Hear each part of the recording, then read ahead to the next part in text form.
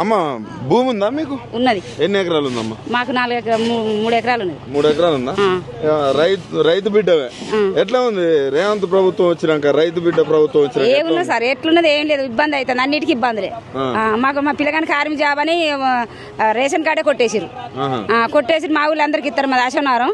మీకు ఎరికే చిట్టాల ఐలమ్మ మా అమ్మ పాలకుర్తి కంచెలు వచ్చినాం మేము. ఇక ఏం లేదు మాకు రేషన్ కార్డు. మా పిల్లగాని కార్మిక జాబ్ అని రేషన్ కార్డు తీసేసారు. కొన్ని రోజులు 7 నెలలు పింఛనీయలేదు మా చిన్నోనికి.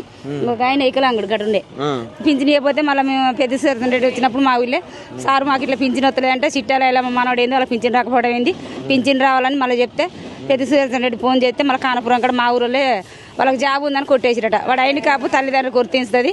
ఇది ఎందుకు ఇయర్ వీళ్ళకి కానీ 6 నెలల నుంచే పింఛన్ ఇస్తారు మామూలుకి. చెప్పినప్పటి నుంచి ఇస్తారు. 7 నెలలు. ఇప్పుడు రైతుల పరిస్థితి ఎట్లా ఉంది?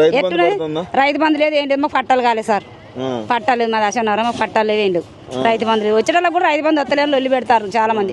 సరే పట్టాలు లేవు, రైతు బంధు రావట్లేదు. పండించిన పంట కన్నా ధర ఉందా? పండించిన పంట కూడా ధర లేదు.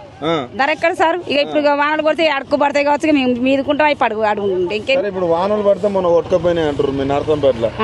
ఎమ్మెల్యే వచ్చి కలిసి ఎవరు రాలే, ఎవరు వచ్చిన లేడు. నష్టపరిహారం కూడా ఎవరికి ఇచ్చారో ఏం కథ తెలియదు. వాళ్ళు వచ్చింది కూడా తెలియదు మాకు.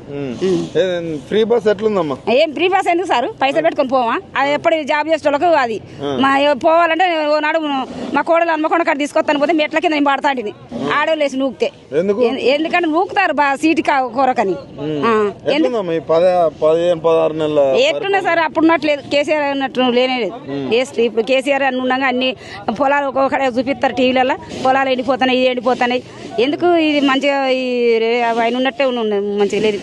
తులం బంగారం ఎవరికి ఇస్తాడు? మాకు తులం బంగారం తెలియదు, పైసా తెలియదు. 500 గ్యాస్ కూడా లేదు, ఏది లేదు. మరి ఏం చేసిండు? మాకేం చేయలేదు. మా మేము ఉన్నది కేసీఆర్ పార్టీ కానీ మాకు ఏం చేయలేదు ఆయన.